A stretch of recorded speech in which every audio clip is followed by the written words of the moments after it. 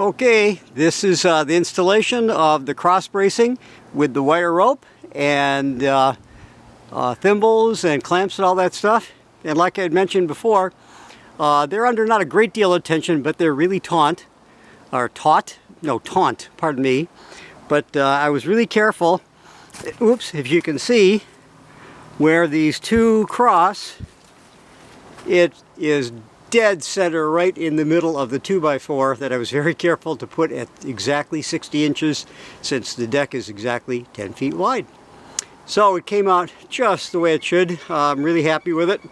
The interior bracing was a little bit trickier, but the solution kind of found itself.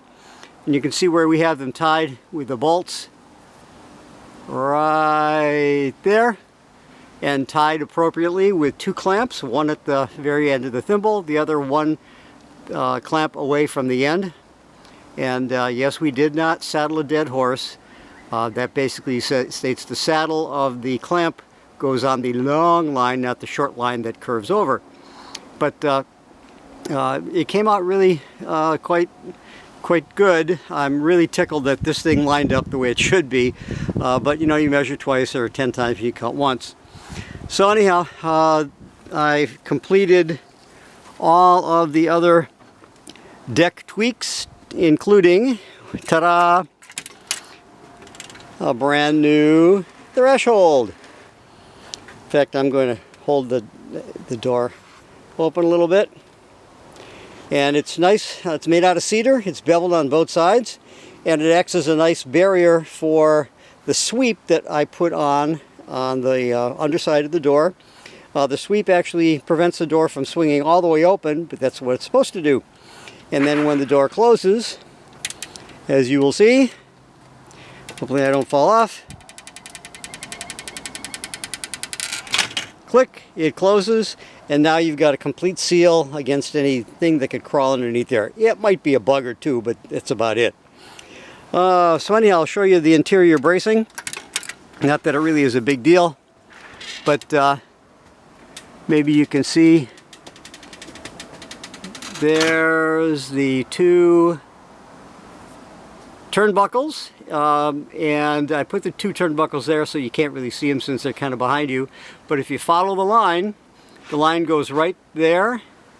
It touches the bottom of that center beam, and then it terminates in the very corner. There you go, I think you can see it. Very corner, and it keeps everything just simply from moving back and forth. I tried shaking it back and forth earlier, and it really doesn't go anywhere.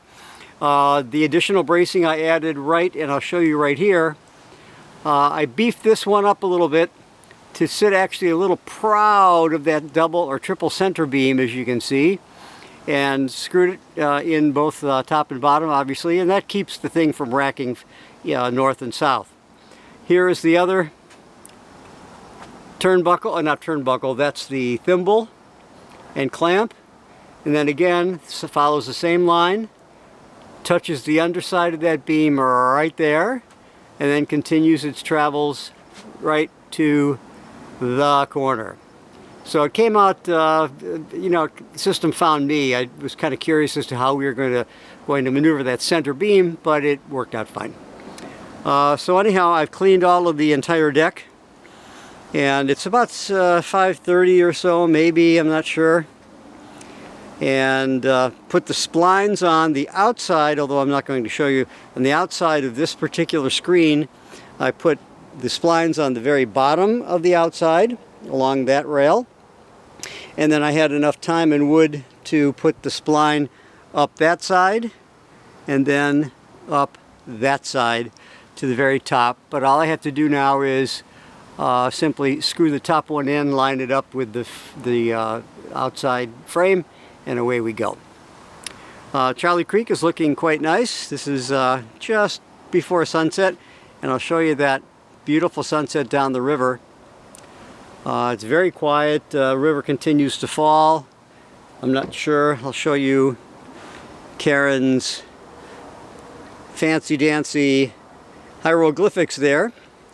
That'd be 11, 12, 13, and 14 feet. And right now we can actually see the first tree that she marked, which is right there. The crotch right there is 10 feet, 9 feet,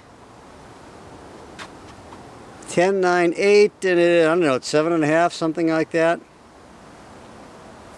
You can tell me the reflection on the water is kind of tricky.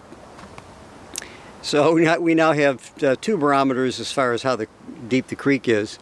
The other thing was I took and turned the deck, the dock around, and it's floating now freely. The lines underneath we were able to fix. Karen actually fixed them last time she was here, but it was hung up on the shore, so I just pushed it out a little bit and it started floating all by itself, and it's happy.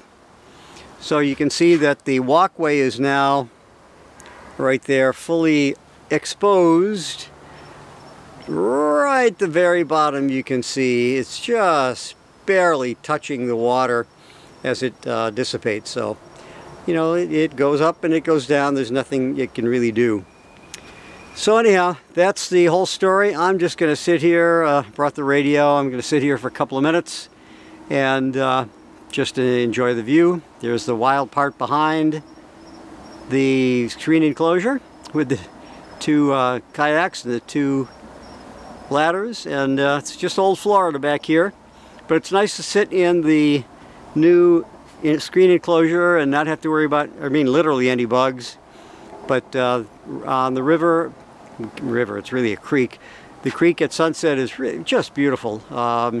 You can see through the river willows how beautiful the sun kind of shines through the leaves. They're just starting to come out a little bit right now, but quite nice. All right, that's about it. I'll take some pictures. Bye.